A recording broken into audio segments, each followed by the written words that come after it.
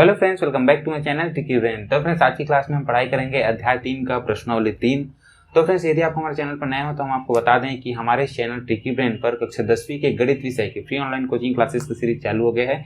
ये जो सीरीज है अध्याय 1 से चालू हुआ था। अध्याय 1 और 2 के सभी कॉन्सेप्ट को अच्छे तरीके से बताया गया है, काफ़ी बारीकियों से बताया गया है। प्रश्नावली के सभी प्रश्नों को हल करके दिखाया गया है। यदि आप हमारे पुराने वीडियो या पुरानी क्लासेस भी देखना चाहते हैं तो डिस्क्रिप्शन पे लिंक दिया गया है, लिंक पे क्लिक करके आप पुराने वीडियो भी देख सकते हैं, पुराने क्लासेस भी अटेंड कर सकते हैं। और फ्रेंड्स, यदि आप हमारे चैनल पर नए हैं तो आप हमारे चैनल को सब्सक्राइब करके बेल आइकन दबा कर रख सकते हैं। इससे क्या होगा कि जब भी हमारी क्लासेस शुरू होंगी या जब भी हमारा वीडियो अपलोड होगा तो आपके पास नोटिफिकेशन सबसे पहले पहुंच जाएगा। और फ्रेंड्स, यदि आपको हमारी क्लासेस अच्छी लगी तो वीडियो को लाइक कर सकते हैं, अपने ज़्यादा से ज़्यादा दोस्तों के पास शेयर कर सकते हैं। और फ्रेंड्स, एक रिक्वेस्ट करना चाहूँगा, अपने ज़्यादा से ज़्यादा दोस्तों के पास शेयर कीजिए, उन्हें भी इन्वाइट कीजिए क्लास अटेंड करने के लिए। जितने ज़्यादा लोग क्लास अटेंड करेंगे हमें उतना ही अच्छा लगेगा, उतना ही ज़्यादा मोटिवेशन मिलते रहेगा ऐसे ही क्लासेस अपलोड करते रहने के लिए, ऐसे ही क्लासेस कंटिन्यू करते रहने के लिए। और फ्रेंड्स, एक बात और आपको बताना चाहूँगा कि यहाँ पे इस क्लासेस में हम जो भी पढ़ाई करेंगे, जितने भी पढ़ाई करेंगे, सभी के प्रॉपर नोट्स आपको प्रोवाइड किए जाएंगे। नोट्स कैसे प्राप्त कर सकते हैं वीडियो के एंड में दिखाया गया है, तो वीडियो को एंड तक जरूर देखें। तो चलिए क्लासेस शुरू करते हैं आज की। तो जैसे कि हमने पिछले क्लास में अध्याय 3 शुरू कर लिया था, अध्याय 3 के कुछ टॉपिक्स के बारे में पढ़े थे, प्रश्नावली 1 और प्रश्नावली 2 को हल करके देखे थे। सभी प्रश्नों के बारे में हमने देख लिया था, 1 और 2 प्रश्नावली खत्म हो गया था। उसके बाद आते हैं, अब अगला टॉपिक है द्विघात समीकरण के अनुप्रयोग। द्विघात समीकरण के अनुप्रयोग का मतलब है कि हमारे पास कुछ कथन दिए रहते हैं, कथन को हम समीकरण के रूप में जब बदलते हैं तो वे समीकरण क्या होते हैं, द्विघात समीकरण होते हैं। तो उन द्विघात समीकरणों को अभी जो हमने तरीके देखे हल करने के तरीके, उन तरीकों से जब हल करते हैं तो वही होता है द्विघात समीकरण का अनुप्रयोग। ठीक है, मतलब द्विघात समीकरण का उपयोग करके यदि हम किसी प्रश्न को हल करते हैं तो वो होगा द्विघात समीकरण के अनुप्रयोग। द्विघात समीकरण के अनुप्रयोग के एग्जाम्पल प्रश्नावली में हल करके देखेंगे, बहुत सारे हैं। प्रश्नावली 3 में ऐसे काफी सारे प्रश्न हैं जिनमें कथन दिया है, कथन को समीकरण के रूप में बदलना है, फिर उन समीकरणों को हल करना है, तो प्रश्नावली में देखेंगे। अगला टॉपिक देखते हैं, द्विघात वर्ग समीकरण को पूर्ण वर्ग बनाकर हल करना। द्विघात समीकरण का, अभी तक हमने द्विघात समीकरण को हल करने के 2 मेथड देखे थे, एक सर्वसमीकरण का प्रयोग करके और दूसरा मेथड क्या था, मध्य पद को 2 भागों में तोड़कर। अब हम अगला मेथड देखेंगे, द्विघात या फिर वर्ग समीकरण को पूर्ण वर्ग बनाकर हल करना। पूर्ण वर्ग बनाने के इसका मतलब क्या है कि हम, जैसे कि हमने देखा था, x प्लस ए का whole square is equal to क्या हो जाता है, X square plus 2ax plus A square, इस प्रकार होता है। या फिर a प्लस बी के रूप में भी हम बोल सकते हैं, a plus B whole square equal to क्या होता है, A square plus 2ab plus B square, है ना। तो इस तरीके से यदि हमारे पास कोई समीकरण दिया है, मान के चलते हैं, तो उसको इस प्रकार के रूप में हल करना, इस प्रकार इस फॉर्म में चेंज करना, फिर उसके बाद इस फॉर्म को हम इस प्रकार चेंज कर सकते हैं। ठीक है, तो देखते हैं अभी कैसे हल करना है। ये तो सर्वसमीकरण हो गया, वैसे में सर्वसमीकरण नहीं है। कुछ प्रश्न ऐसे देखो, इस सर्वसमीकरण का प्रयोग हम तब करते थे जब उसमें प्रॉपर जो भी बहुपद दिया रहता था वो बहुपद इस प्रकार के रूप में पहले से दिया रहता था, A square plus 2ab plus B square. तो हम क्या करते थे, इसको इस फॉर्म में नोट करते थे, उसमें हम बस ये जानते थे कि a क्या है, b क्या है, फिर उसके बाद हम डायरेक्टली a प्लस बी का होल स्क्वायर लिख लेते थे, है ना। लेकिन अब पूर्ण वर्ग भी इसी प्रकार का है, लेकिन एक उसमें एक काम करना रहता है, छोटा सा काम क्या करना रहता है, उसमें a b प्रॉपर नहीं दिए रहते हैं, हमें ए स्क्वायर प्लस 2ab ये 2 पद मिल जाएंगे, तीसरा पद हमें बनाना रहेगा। ठीक है, तीसरा पद हमें बनाना रहेगा, यानी कि इस पद में लाने के लिए हमें कुछ संख्याओं को जोड़ना या फिर घटाना पड़ सकता है। तो उदाहरण से समझते हैं, उदाहरण से समझेंगे कैसे इसको हल करना है। चलिए देखते हैं। अब इसके लिए मैंने 2 स्टेप लिख दिए, यहाँ पे 2 चरण लिख दिया है, आपको समझाने के लिए है। वैसे कोई खास स्टेप याद करने लायक स्टेप नहीं है, आपको समझाने के लिए है। क्या है, समीकरण को सबसे पहले x माइनस ए का स्क्वायर या फिर x प्लस ए का होल स्क्वायर के रूप में लिखना है।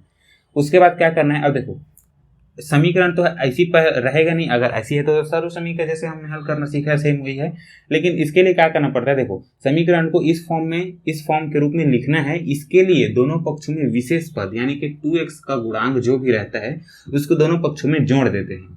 कैसे करते हैं, एग्जाम्पल के लिए समझते हैं। एक एग्जाम्पल ले लेते हैं, जैसे कि देखिए यहाँ पे मैंने लिया x square plus 6x is equal to 0। अब देखो हम चाहते इसको ऐसे भी हल कर सकते हैं, x इज इक्वल टू क्या हो जाएगा, x कॉमन निकालेंगे तो x plus 6 is equal to 0, x बराबर 0 हो जाएगा, या फिर x इज इक्वल टू -6 हो जाएगा।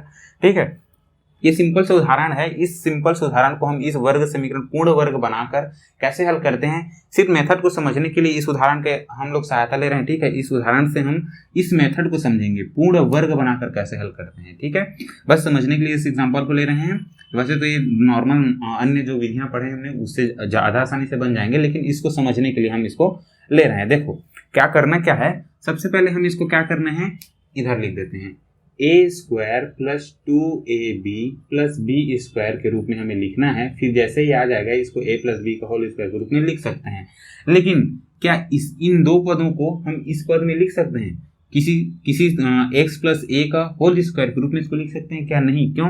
क्योंकि उसमें एक्स स्क्वायर तो है, हम इसको 2ab के रूप में भी लिख सकते हैं, लेकिन बी स्क्वायर वाला पद है ही नहीं इसमें, है ना। तो हमें क्या करना है, वो बी स्क्वायर पद लाना है। लेकिन कैसे लाएंगे? देखो, सबसे पहले क्या करेंगे, जो एक्स स्क्वायर, सबसे पहले ध्यान दीजिएगा, एक्स स्क्वायर जो है वो एक्स जो है सिर्फ एक्स होना चाहिए, 2x स्क्वायर या फिर 4x स्क्वायर इस प्रकार के रूप में नहीं होना चाहिए। अगर हैं तो क्या करेंगे, दोनों पक्षों में 2 का भाग दे दो या फिर 4 का भाग दे दो, तो ये सीधा कट जाएगा, है ना, सीधा एक्स स्क्वायर बस बचेगा। तो यहाँ पे चूंकि पहले ही एक्स स्क्वायर है तो हम एक्स स्क्वायर रखते हैं। अब क्या करेंगे, पहला पद तो एक्स स्क्वायर है, अब प्लस इसको हमें क्या लिखना है, पहला पद एक्स स्क्वायर के रूप में है, यानी कि एक्स का होल स्क्वायर, यानी कि ए के रूप में कौन सा पद है यहाँ पे, एक्स है। इस ए के रूप में, यानी कि ये जो ए, हम देखो यहाँ पे जो ए स्क्वायर रहता है वही ए यहाँ पे सिंगल रहता है, सिर्फ ए का घात 1 के रूप में। वैसे ही मैं क्या बोल रहा हूँ, यहाँ पे 2 गुणा हम लोग ए लिख सकते हैं, ए की जगह क्या लिख सकते हैं, यहाँ पे एक्स लिख सकते हैं। इस 6x में देखो 6x को हमने क्या लिखा, 2 गुणा एक्स, अब गुणा, अब कौन सी संख्या बचा है, 3 भी तो लिखना पड़ेगा ना, तभी तो 6x के बराबर होगा। हमने इस 6x को अलग अलग गुणनखंड करके लिख दिया, 2 × 3, 2 × 6 हो गया, और ये x। अब अगर हम यहाँ पे ध्यान दें तो देखो ये 2 है, ये a है, और ये क्या है, b के रूप में। अगर हम इसे देखें 2ab, तो ये तो 2 हो गया, और ये x, a की जगह क्या है, x है, अब b की जगह यहाँ पे क्या है, 3 है, b की जगह यहाँ पे 3 है। तो इन अभी हमने सिर्फ ये जो 2 पद दिए थे उस 2 पद को हमने गुणनखंड करके यहाँ पे लिखा है बस, ठीक है। इसका जो दूसरा पद है उसको गुणनखंड करके लिखा है। अब हमें क्या करना पड़ेगा, इज इक्वल टू हम मान लेते हैं यहाँ पे 0 लिख लिए। अब क्या करते हैं, ये देखो, इसको हमको पूर्ण वर्ग बनाने के लिए हमें क्या चाहिए, यहाँ पे b का स्क्वायर वाला पद चाहिए, हमें b के स्क्वायर वाला पद चाहिए। लेकिन b की जगह क्या है, यहाँ पे हमने अभी देखा यहाँ पे 3 का वर्ग है, सॉरी b की जगह यहाँ पे 3 है, तो हमने क्या कर दिया, 3 का वर्ग करके यहाँ पे जोड़ दिया। लेकिन क्या समीकरण के सिर्फ एक पद में, या सॉरी एक पक्ष में अगर हम कोई संख्या जोड़ या घटा देते तो समीकरण संतुलित होता है क्या? नहीं। हमें क्या करना पड़ेगा, अगर हमने इस साइड पे प्लस 3 का घात 2 जोड़ा है तो इस साइड पे हमें क्या करना पड़ेगा, 3 का घात 2 जोड़ना पड़ेगा। समझ में आया? हमने क्या किया, सबसे पहले एक्स स्क्वायर था, इसको ज्यों का त्यों लिखा। अब इसको हमने 2ab के रूप में लिखना था, चूंकि यहाँ पे जो 6x है इसको 2ab के रूप में लिखना था। तो सबसे पहले हमने क्या किया, अगर यहाँ पे 2 लिखते हैं तो सीधा सीधा 6 को हमने क्या किया, 2 से भाग दे के देखा तो बचा 3, तो 3 को यहाँ पे लिख दिया। क्यों? क्योंकि हमें शुरू में 2 चाहिए ही चाहिए, यहाँ पे 2 चाहिए ही, और यहाँ पे a चाहिए। a यानी कि जो यहाँ पे जिस चर राशि का घात 2 है वही यहाँ पे होना चाहिए, यानी कि 2a। और ये क्या हो गया, अब जो भी यहाँ पे बचा 2 और x हमने निकाल लिया, 2 और x निकाल लिया, बचा क्या, 3, तो यहाँ पे 3 लिख दिया। अब क्या करते हैं, ये जो 2x के साथ जो भी गुणांक है ये हमने यहाँ पे लिखा है, इसके लिए दोनों पक्षों में विशेष पद यानी कि 2x का गुणांक। तो यहाँ पे 2x के साथ अगर इसको हम एक साथ लिख देते हैं, 2x लिख देते हैं, तो देखो 2x के साथ में जो गुणांक है, गुणा होने वाला अंक है, यानी कि ये 3, इसका क्या कर दें, सॉरी गुणांक का वर्ग हो गया यहाँ पे, ठीक है, गुणांक का वर्ग को जोड़ते हैं। तो 2x के साथ जो भी संख्या यहाँ पे गुणा है उस संख्या का वर्ग करके दोनों पक्षों में जोड़ देते हैं। यहाँ भी जोड़ दिया, यहाँ भी जोड़ दिया, इससे क्या हो गया, समीकरण संतुलित भी हो गया। हमने समीकरण के दोनों पक्षों जब भी हम किसी संख्या का जोड़ या घटाव करते हैं तब समीकरण के दोनों पक्षों में करेंगे तभी समीकरण संतुलित होगा। इसलिए हमने क्या किया, इस साइड पे हमें 3 का वर्ग जोड़ने की जरूरत थी। क्यों जरूरत थी, ये सबसे पहले ये 3 का वर्ग हमने जोड़ा क्यों, क्योंकि हमने यहाँ पे एक्स स्क्वायर यानी कि a square plus 2ab plus b square के रूप में यहाँ पे हमें एक पद चाहिए था, वो b हमें कहाँ, b स्क्वायर के रूप में पद चाहिए था। तो b स्क्वायर कहाँ से मिला, क्योंकि यहाँ पे b का मान 3 के बराबर हमें मिल रहा था, अतः हमने 3 का वर्ग करके यहाँ भी जोड़ दिया और यहाँ भी जोड़ दिया। सेम आपको हर प्रश्न में करना है, यदि बोला गया है कि वर्ग समीकरण को पूर्ण वर्ग बना के हल करना है, ठीक है। आगे हल करके देखते हैं इसको कैसे हल करेंगे। अब देखो, चूंकि ये a स्क्वायर इस प्रकार है, a स्क्वायर है प्लस 2ab है, फिर उसके बाद b का स्क्वायर भी है, तो उसको हम a प्लस बी को होल स्क्वायर लिख सकते हैं। तो a की जगह क्या है, x है, b की जगह क्या है, 3 है, a की जगह x है और b की जगह 3 है, तो इसका स्क्वायर लिख दिया हमने। अब इधर क्या है, 3 तिया 9 है, ये क्या है 0 + 3 टू द पावर 2 यानी कि 3 का घात 2 क्या होगा, 9 होगा। अब अगर हल करना चाहें तो हम क्या करेंगे, x प्लस 3 और ये जो वर्ग है उसको पक्षांतर कर देंगे तो प्लस माइनस के साथ क्या हो जाएगा, ये 3 हो जाएगा, 3 हो जाएगा ना, ये 3 का वर्ग, या फिर इसको 3 का वर्ग ही लिख सकते हैं, 3 का वर्ग लिख सकते हैं। ठीक है, तो जब ये वर्गमूल हो गया तो इस तरह से यहीं से काट सकते हैं, या फिर वर्ग जब पक्षांतर होगा तो 3 का वर्ग इस प्रकार से होगा, 3 का वर्ग हो जाएगा, तो ये क्या हो जाएगा, कट के बाहर निकल जाएगा, तो सीधा सीधा हमें क्या मिलेगा, x plus 3 is equal two plus minus 3। यदि हम प्लस लेंगे तो x बराबर क्या होगा, प्लस 3 माइनस 3 यानी कि 0 मिलेगा x का मान। हमने इसमें से प्लस माइनस में से प्लस को लिया, अगर माइनस को लेंगे तो क्या मिलेगा, x plus 3 is equal to minus 3 लेंगे तो क्या मिलेगा, x is equal to minus 3 हो जाएगा, प्लस 3 पक्षांतर होकर माइनस हो जाएगा तो माइनस 6 मिलेगा। x के दो मान हमें मिल रहे हैं, x बराबर 0 या फिर x का मान -6 है ना।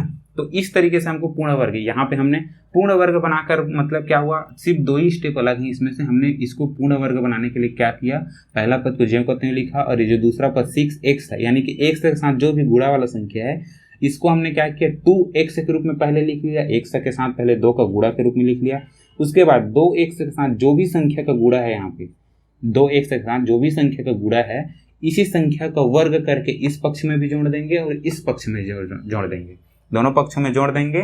फिर उससे क्या होगा कि कोई भी ये वाला जो पक्ष है यानी कि बायां पक्ष है ये पूर्ण वर्ग बन जाएगा, और इस साइड पे कोई भी संख्या प्राप्त हो जाएगी, हमें यहाँ पे कोई भी संख्या प्राप्त हो सकती है। उसके बाद क्या करना है कि इस कोई भी संख्या प्राप्त होगा, उसके बाद इसके जो वर्गमूल है, वर्गमूल यानी x plus 2 whole to the power 2 यानी कि पूरे x प्लस 3 का पूरे का घात 2 है, तो इस 2 को घात 2 को पक्षांतर करें तो वर्गमूल के रूप में चेंज हो गया। उसके बाद x प्लस 3 इक्वल टू कोई भी संख्या मिल जाएगी, तो x का मान हमें निकालना है, तो यहाँ पे जो संख्या है उसको पक्षांतर करके x का मान निकल जाएगा प्लस माइनस में। ठीक है, तो x के दो मान हमें मिल जाएंगे। इसी को सामान्य तरीके से अगर हल कर दे तो भी हमें वही मिलने वाला था, x square plus 6x is equal to 0 था, तो x is equal to x को कॉमन निकालेंगे तो x plus 6 is equal to 0 हो जाएगा, या तो x इज इक्वल टू 0 अगर इसको पक्षांतर करते तो 0 हो जाता, तो x बराबर 0, या फिर x plus 6 is equal to 0 यानी कि x is equal to minus 6, है ना। ये इस मेथड से ज़्यादा सही है गुणनखंड तरीके से, लेकिन इसको मैंने समझाने के लिए ये वाला ये क्वेश्चन को लिया। ठीक है, इस क्वेश्चन को जब भी अगर पूछेगा बोलेगा इस क्वेश्चन को हल करना है तो ये मेथड से, गुणनखंड मेथड से आप हल कीजिएगा, लेकिन अगर प्रश्न में बोल दिया कि पूर्ण वर्ग मेथड से, पूर्ण वर्ग विधि से हल करना है तो इस तरीके से आपको हल करना है। ठीक है, इसी तरीके से और भी बाकी सभी प्रश्न हल हो जाएंगे। प्रश्नावली के प्रश्न हल करके देखते हैं। तो चलिए प्रश्नावली 3 की तरफ बढ़ते हैं। प्रश्नावली 3 का पहला ही प्रश्न है, निम्नलिखित समीकरणों को पूर्ण वर्ग विधि से हल कीजिए। पहला ही प्रश्न है, अभी जो हमने मेथड देखा था पूर्ण वर्ग विधि से हल करने का, अभी जो कॉन्सेप्ट देखा था सेम उसी तरीके से हल करना है। इसका पहला ही प्रश्न है 2x square plus x minus 4। अच्छा, पहला प्रश्न के अंदर में टोटल 6 प्रश्न दिए हैं, 6 प्रश्न में से सभी प्रश्न सेम टू सेम इसी तरीके से बनना है, तो पहला प्रश्न को हल करते हैं। बाकी सभी प्रश्नों को खुद से हल करने का प्रयास जरूर कीजिएगा। उसके बाद भी अगर कोई डाउट होता है तो कमेंट करके जरूर पूछिएगा, आपके प्रश्नों का जो भी डाउट है उसको जरूर क्लियर किया जाएगा। ठीक है, उसके समाधान के लिए ही एक वीडियो बना दिया जाएगा। ठीक, तो इस प्रश्न को चलो बना के देखते हैं। सबसे पहले देखो, दिया गया समीकरण किस प्रकार से हल करना है, तो दिया गया समीकरण 2x square plus x minus 4 is equal to 0। ठीक है, उसके बाद देखिए इस 2x स्क्वायर हम जब भी चेंज करते हैं तो क्या करते हैं, a square plus 2ab plus b square. ठीक है, तो यहाँ पे देखो a स्क्वायर के सामने में कोई दो संख्या, ये 2 या 3 4 कुछ भी है, कोई अंक है क्या, नहीं है। हम इस तरीके से रहते हैं तभी हम इसको a प्लस बी को होल स्क्वायर के रूप में लिख पाते हैं इस तरीके से। तो यहाँ पे चूंकि x के सामने में 2 है तो हमें इस 2 को हटाना है, तो 2 को हटाने के लिए क्या करेंगे, समीकरण के दोनों पक्षों में इधर भी और इधर भी 2 का भाग दे देते हैं, सीधा सीधा 2 का भाग दे देंगे। उससे क्या होगा कि ये 2 और 2 भाग डिवाइड होगा तो क्या हो जाएगा, गुणांक जो है इसका 1 हो जाएगा। यहाँ पे कुछ गुणा नहीं है मतलब 1 है, तो उसी फॉर्म में लाना है हमको। ठीक है, उसके बाद क्या करना है, यहाँ पे x है, सिंगल x है, लेकिन हमें यहाँ पे 2ab के रूप में चाहिए, यानी कि कम से कम 2x तो चाहिए ही। क्यों, क्योंकि a जो है x स्क्वायर है, पहले से a जो है x के बराबर है, तो 2a यानी कि 2x तो लाना ही है। ठीक है, तो इसको 2x के रूप में लाना है। कैसे लाएंगे चलिए देखते हैं। देखो सबसे पहले क्या करते हैं, ये जो हमने लिखा है सबसे पहले 2x स्क्वायर पद में x स्क्वायर के गुणांक को 1 और फिर x के गुणांक को 2x बनाना है। ठीक है, गुणांक को 2 बनाना है सीधा सीधा, है यानी कि 2x के रूप में लाना है। तो ये मैंने समझाने के लिए लिखा है, इसको लिखने की जरूरत नहीं है। चलिए आगे करते जाते हैं, लिख लेते हैं समीकरण को, जो भी समीकरण है यहाँ पे 2x square plus x minus 4 is equal to 0। आगे हल करेंगे, क्या करते हैं, समीकरण के दोनों पक्षों में 2 का भाग देने पर, समीकरण के दोनों पक्षों में 2 का भाग देने पर, 2 का भाग देने पर इस तरीके से आपको लिखना है भाग देने पर। ठीक, तो दोनों पक्षों में 2 का भाग दे देंगे तो क्या हो जाएगा 2x² plus x minus 4 is equal to 0। इस साइड भी 2 का भाग दे देते हैं और इस साइड भी 2 का भाग दे देंगे। अब देखो जब भी 2 का भाग होता है तो क्या होता है, प्रत्येक जितने भी अंश है, अंश में जितने पद हैं सभी पदों का भाग हो जाता है। अब इसको सीधा सीधा हम 2 का भाग दें चाहे गुणा करें, ये 0 ही हो जाएगा तो 0 ही लिख देते हैं इसको। ठीक है, ये हो गया 0। अब इसको अगर हम देखें तो ये क्या हो जाएगा 2x² 2 हो जाएगा, प्लस में x/2 minus 4/2 is equal to 0। इस तरीके से ये हो जाएगा। आगे इसको हल करते हैं तो क्या हो जाएगा 2 और 2 कट जाएगा तो ये क्या हो जाएगा x² हो जाएगा प्लस x/2 ही हो जाएगा। ठीक है, 2 और 2 कट गए। अब 2 एकम और 2 दूनी, ये क्या हो जाएगा माइनस में 2 हो जाएगा इज इक्वल टू 0। इस तरीके से हो गया। अब देखो पहला पद हमने काम कर लिया, x² है, इसको x² के रूप में लिख लिया। अब इसको क्या करना है, हमें 2x के रूप में लिखना है। तो x का अभी तो देखें तो x के साथ में कौन सी संख्या गुणा है, सिर्फ एक संख्या गुणा है। एक संख्या बोले मतलब है कि एक अंक की बात कर रहा हूँ, x के साथ एक गुणा है, अभी उसको हमें 2 करना है। तो हम क्या कर सकते हैं, एक और काम कर सकते हैं, x² प्लस x/2 गुणा 2/2 कर सकते हैं। अब देखो कोई भी संख्या में हम ऐसे तो कर ही सकते हैं गुणा 1, क्योंकि उसका मतलब वही होना है। तो इस 1 को हम क्या लिख सकते हैं, और 2/2 लिख सकते हैं। यदि किसी संख्या में 2 का गुणा कर दें और 2 का भाग भी कर दें तो उसमें कोई फर्क नहीं पड़ेगा। जैसे कि 5 है तो 5 में अगर हम 2 का गुणा कर देते हैं तो ये 10 हो जाएगा, लेकिन फिर अगर 2 का भाग दे देंगे तो फिर से 5 हो जाएगा ना। तो वही है, यदि किसी संख्या का गुणा या और उसी संख्या को भाग कर दें तो कोई फर्क नहीं पड़ेगा। तो इसको हमने ऐसा लिख लिया, -2 इज इक्वल टू 0। अब देखो हमने अंश और हर का काम किया है यहाँ पे। ये मत सोचना कि समीकरण के सभी पदों में होगा, समीकरण के सभी पदों में करने की जरूरत नहीं है। हमने सिर्फ एक पद, जैसे कि यहाँ पे 5 था, 5 में सिर्फ 2 का गुणा और 2 का भाग कर दिया तो 5 का 5 ही रहेगा। वैसे ही x/2 में हमने 2 का गुणा कर दिया, 2 का भाग कर दिया तो x/2 ही रहेगा। आगे हल करेंगे इसको तो क्या लिख सकते हैं हम, देखो x² प्लस 2x/ 4 लिख सकते हैं। अब देखो 2x हो जाएगा और नीचे 2 का गुणा 2 के साथ तो 4 हो जाएगा। या फिर इसको हम और क्या लिख सकते हैं, देखिए 2x गुणा 1/4 लिख सकते हैं, वही है ना। 2x का गुणा 1 के साथ होगा तो 2x हो जाएगा और बटे में 4, वही 6। हमने ऐसा क्यों लिखा, क्योंकि हमें क्या चाहिए था, x² चाहिए था और 2x चाहिए था। और 2x के साथ में जो भी संख्या गुणा रहता है उस संख्या का वर्ग करके दोनों पक्ष में जोड़ या घटा देते हैं, वही मेथड है। चलो अब क्या करते हैं, जो -2 है पहले इसको इस साइड कर देते हैं। क्यों, क्योंकि हमें पहला पद ये इसको बनाना है, दूसरा पद इसको बनाना है और तीसरा पद किसको बनाना रहता है, यानी कि b² के रूप में किसको लाना रहता है। ये b हमें मिल गया, देखो 2 मिल गया, a मिल गया, b मिल गया। अब हमें यहाँ पे b² वाला टर्म लाना है, b² वाला पद लाना है। तो यहाँ पे हमें b² पद लाने के लिए क्या करना है, इस 1/4 यानी कि 2x के साथ में जो भी संख्या का गुणा है अभी यहाँ पे, उस संख्या का वर्ग करके यहाँ जोड़ देंगे और यहाँ भी जोड़ देंगे। उसके लिए पहले क्या करेंगे, -2 को पक्षांतर कर देते हैं। -2 को पक्षांतर करेंगे तो क्या हो जाएगा, x² plus 2x multiplied by 1/4।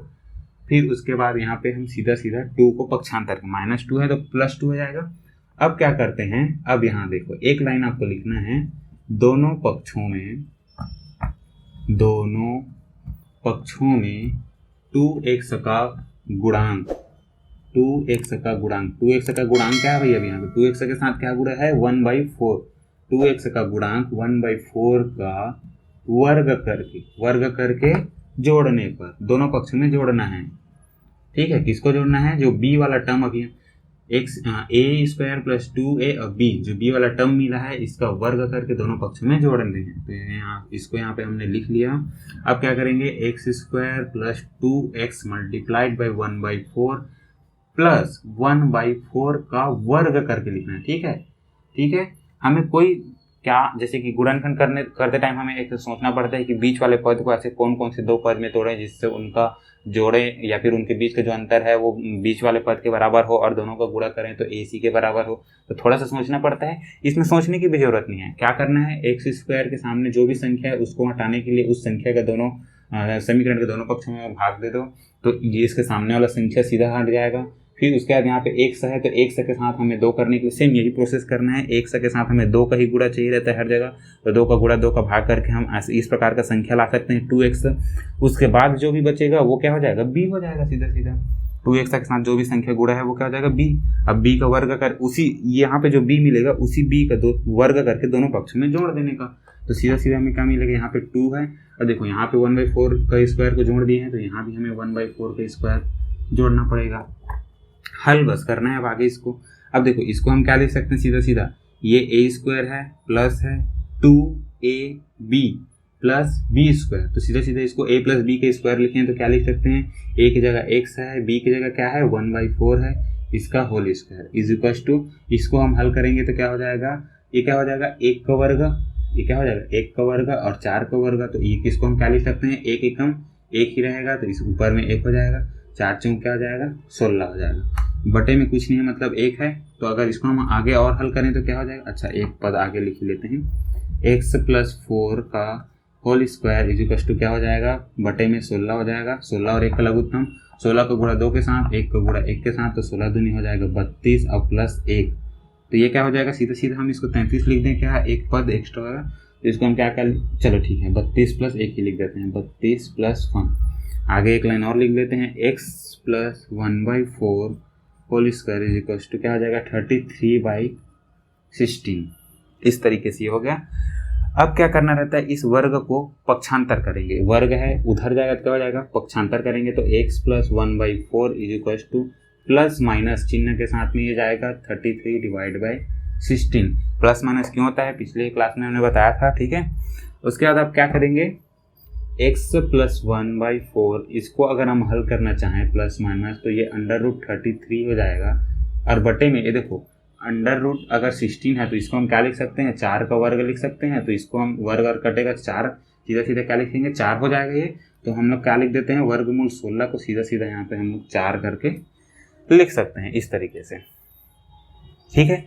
अब हमें क्या मान चाहिए, x + 1/4, अच्छा इसको हल करते हैं, इधर साइड को मिटा देते हैं, देखो फिर से इसको हम यहाँ पे लिखेंगे तो क्या हो जाएगा, देखो x + 1/4 is equal two plus minus √33 divide by क्या है 4 है।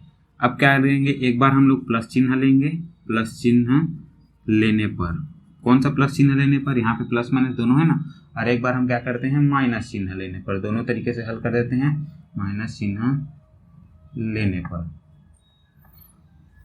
तो देखो प्लस चिन्ह लेंगे तो क्या हो जाएगा, x + 1/4 is equal two plus 33 divide by 4 हो जाएगा, तो ये क्या हो जाएगा, x इज इक्वल टू क्या हो जाएगा, x बराबर हो जाएगा 33 डिवाइड बाई 4 माइनस 1/4, या फिर क्या कर सकते हैं इसको 4 ही हो जाएगा नीचे में, √33 माइनस 1, x का मान क्या मिल गया है, √33 माइनस 1 डिवाइड बाई 4। वहीं अगर माइनस चिन्ह लेंगे तो क्या हो जाएगा, इसको ब्रैकेट में लिख लेते हैं, ये क्या हो जाएगा x + 1/4 is equal to -33 divide by 4, तो इसको आगे हल करेंगे क्या होगा, x इज इक्वल टू क्या हो जाएगा -33 डिवाइड बाई 4, ये प्लस 1/4 है, इधर जाएगा तो -1/4 हो जाएगा, और आगे हल करेंगे तो ये 4 और 4 का लघुत्तम 4 ही हो जाएगा, -33 फिर यहाँ पे -1, ठीक है। इस तरीके से x का 2 मान, इस तरीके से x के हमें 2 मान मिलेंगे, एक तो मिलेगा ये +33 -1 डिवाइड बाई 4, और ये x बराबर क्या मिलेगा, x बराबर मिलेगा -33 -√33 -1 डिवाइड बाई 4। इस तरीके से x के हमें 2 मूल मिल गए। इसी तरीके से पूर्ण वर्ग बना के किस तरीके से हल करना है, इस क्वेश्चन से आपको और अच्छे समझ में आ गया होगा।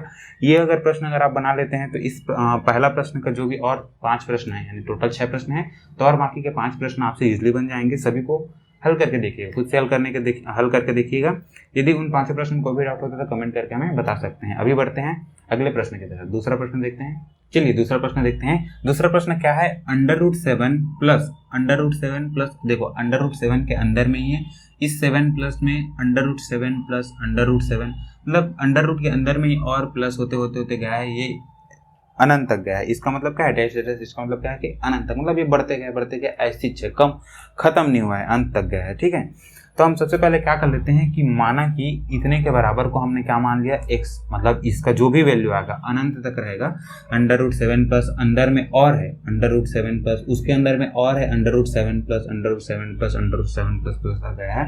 तो इस टोटल का मान लेते हैं कि इसका जो मान होगा उसको हम क्या मान लेते हैं x के बराबर होगा, ठीक है। अब देखो इतना के बराबर x होगा तो आगे स्टेप बस आपको 2 पॉइंट है, इसी पॉइंट को समझना है। क्या करना है देखो, अब हम क्या कर सकते हैं, √7 प्लस, अब देखो चूंकि इतना बराबर हमने क्या माना है, x माना है। अब ये क्या है, अनंत तक है, अनंत तक यानी कि ऐसा बहुत सारा मतलब खत्म ही नहीं होगा, अनंत तक बढ़ते जाएगा बढ़ते जाएगा बढ़ते जाएगा। तो हमने उसको ऑलरेडी x मान लिया है, तो उसमें से सिर्फ एक पद बस खत्म हुआ है, ऐसा एक पद पहला पद बस यहाँ पे हमने लिखा है। उसके बाद अगर हम लिखना चाहें तो यही होगा ज्यों करते हूँ, यानी कि अगर बोलने का मतलब है कि यदि हम इसके बाद हम लिखते हैं √7 प्लस √7 प्लस √7, इस तरीके से अगर हम इसको बढ़ाएं, तो अगर हम इस पहले पद को अलग कर दें तो, और यहाँ से अगर हम फिर से देखें, यहाँ से अगर हम देखें इस पहले पद को हटा के अगर हम यहाँ से अगर देखें तो ये जो पद है वो एक्चुअल में इसी पद की तरह ही है, यहाँ से ही अनंत है, वो तो अनंत ही है। मतलब जिस तरीके से अगर हम समुद्र से अगर एक बूंद निकल जाता है पानी, एक बूंद पानी निकाल दें तो बाकी जो बचा है वो समुद्र है, वो भी समुद्र ही तो कहलाएगा ना। तो कहने का मतलब वही है कि अनंत में से एक पद बस निकाल दें तो इधर बाकी का जो पद है वो भी अनंत तक ही गया है, यानी कि वो ज्यों का त्यों है।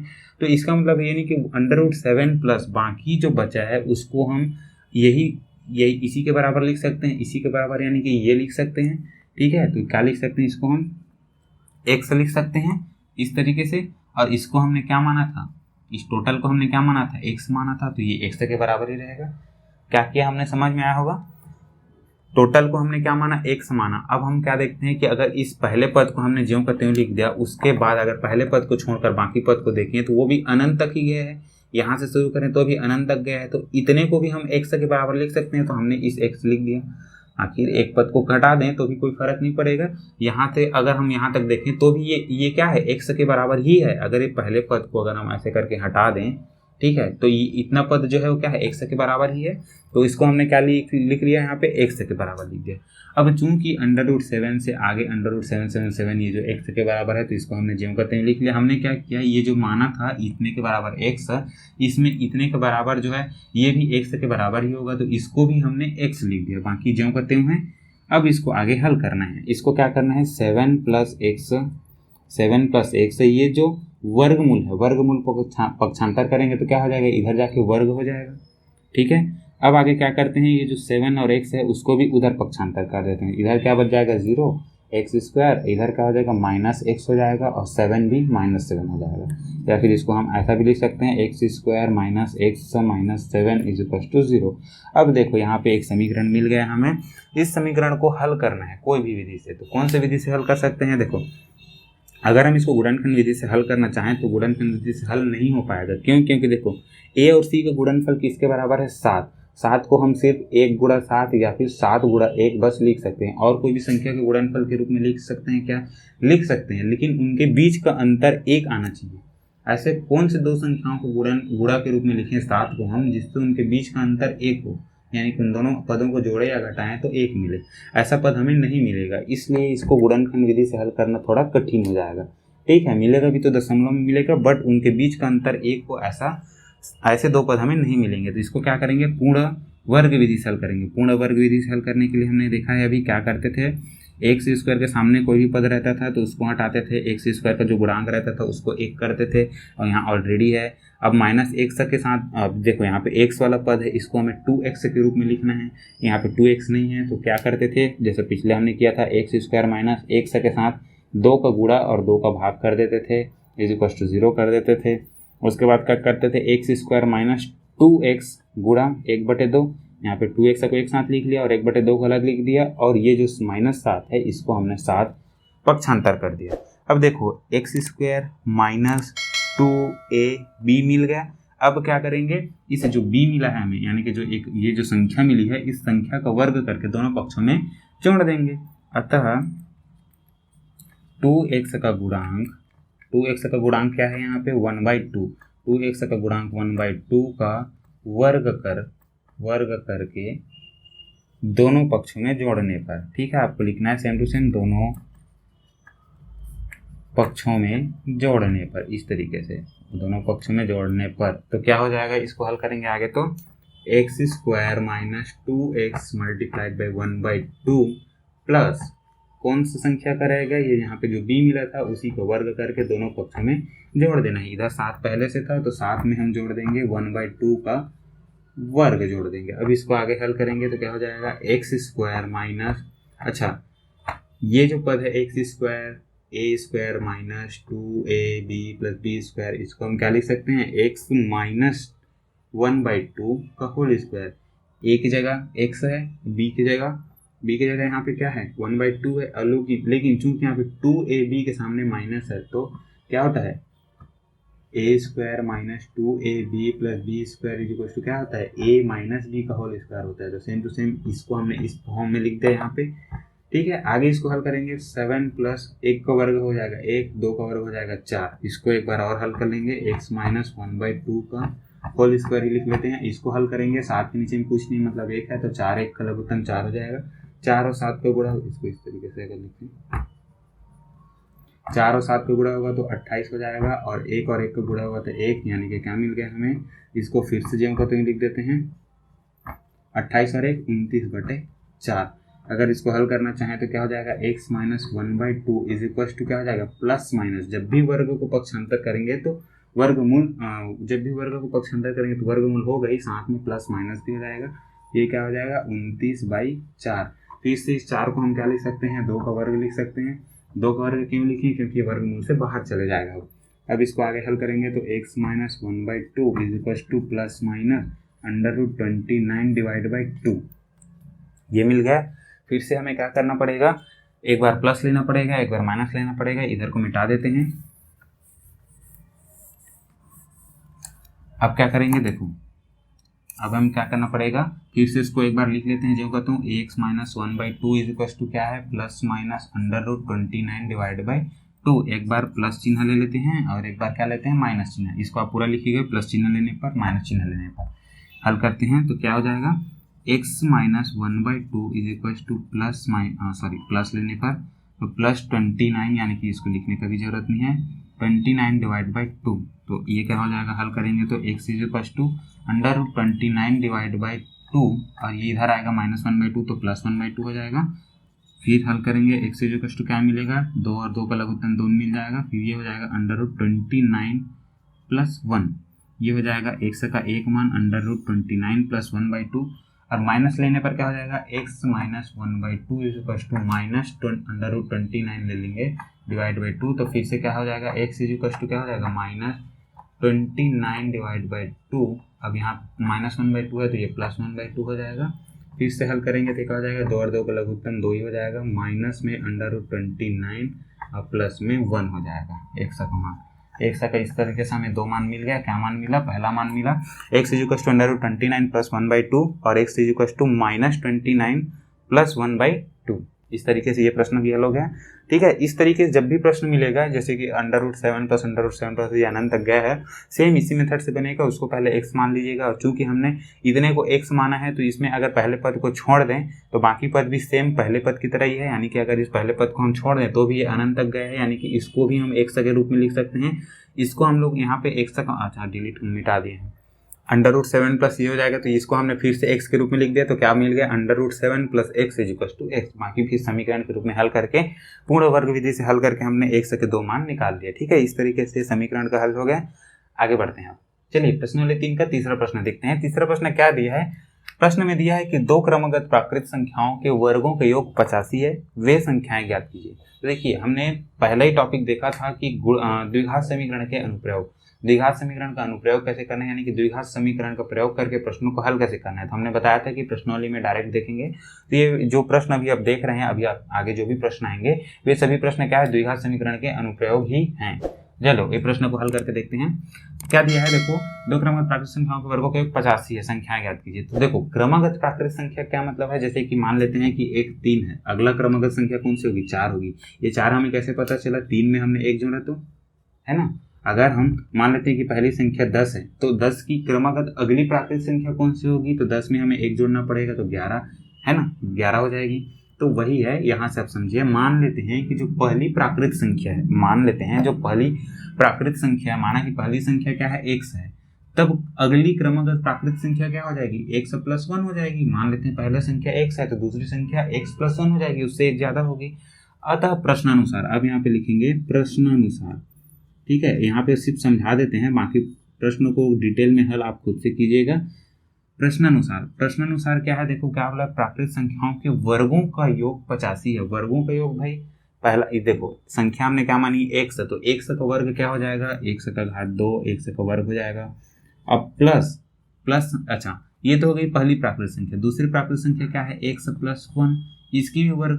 क्या बोला है प्रश्न में, दो क्रमागत प्राकृत संख्याओं के वर्गों का योग 85 है। तो ये पहली प्राकृत संख्या का वर्ग, दूसरी प्राकृत संख्या का वर्ग, दोनों का योग कर देते हैं। तो ये किसके बराबर है, बोल रहा है 85 के बराबर। इसको आगे हल करेंगे तो क्या होगा, एक्स स्क्वायर प्लस, इसको ओपन करेंगे, जो ब्रैकेट है इसको ओपन करेंगे तो x square plus 2x plus 1 हो जाएगा इक्वल्स टू 85। अगर और आगे हल करें तो क्या हो जाएगा, एक्स स्क्वायर और एक्स स्क्वायर दोनों जुड़ जाएगा तो क्या हो जाएगा, 2x square plus 2x plus 1 equals to 85।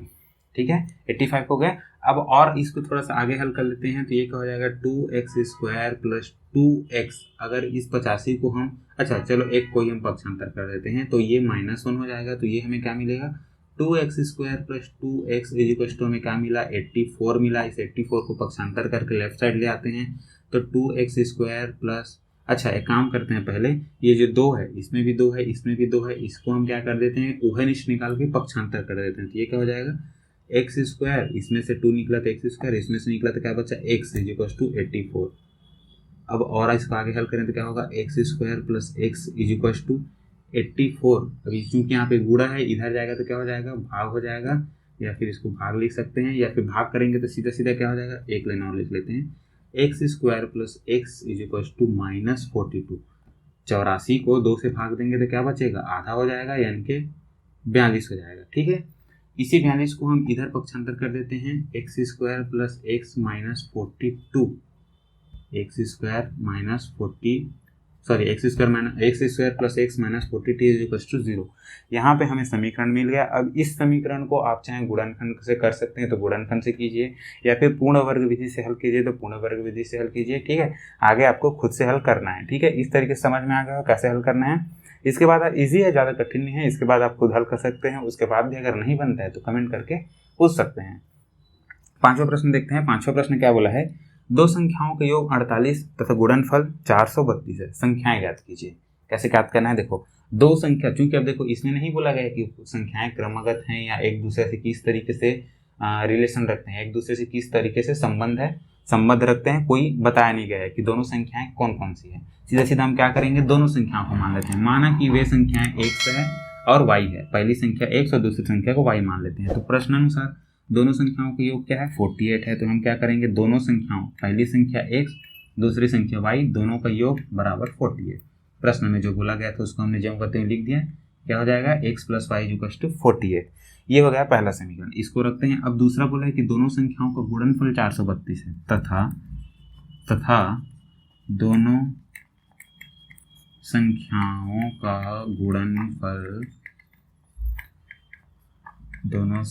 का गुणनफल कितना दिया है, बराबर 432। ये दिया है प्रश्न में, तो ये होगा 432। अतः दोनों संख्याओं का गुणनफल, यानी कि दो संख्याएं x और y दोनों का गुणनफल बराबर आता है 432।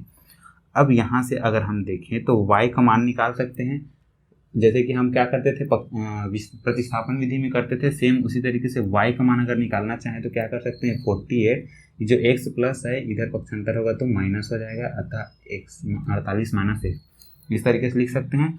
अब इसको आगे हम हल करना चाहें तो क्या हो जाएगा, ये y की जगह हम सीधा लिखेंगे गुणा 48 माइनस x। ठीक है, ये जो y का मान है हमने यहाँ पे लिख दिया, इज इक्वल टू 432। आगे हल करेंगे तो क्या हो जाएगा, x और 48 को गुणा होगा तो ये क्या हो जाएगा, 48x हो जाएगा। उसके बाद x, अच्छा प्लस और माइनस को गुणा होगा तो माइनस हो जाएगा, x और x का गुणा होगा तो क्या हो जाएगा, x स्क्वायर हो जाएगा। और इधर क्या मिला, 432। इन दोनों को उधर पक्षांतर कर देते हैं, दोनों को क्या कर देते हैं, उधर पक्षांतर, इधर 0 बच जाएगा।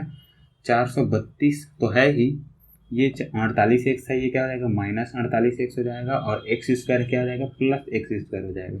इसको हम सेम टू सेम, ये इसके बराबर है चाहे ये इसके बराबर है, कोई मतलब नहीं होगा, तो हम क्या करते हैं, x square minus 48x plus 432 is equal to 0। फिर से हमें एक समीकरण मिल गया। इसको हम चाहें तो इस काम करना, ये गुणनखंड विधि से इजीली हल हो जाएगा। ठीक है, गुणनखंड विधि से हल हो सकता है। इसको आप गुणनखंड विधि से हल करके देखिएगा। अगर नहीं बनता है तो पूर्ण वर्ग बना के हल कर सकते हैं। ठीक है, इस तरीके से ये समीकरण तक मैंने हल करके दिखा दिया है। आगे कैसे हल करना है आप खुद से हल करने का प्रयास कीजिएगा। इजी है, जरूर बन जाएगा सबसे, अगर आपने सभी क्लासेस अच्छे से देखे होंगे तो। ठीक है,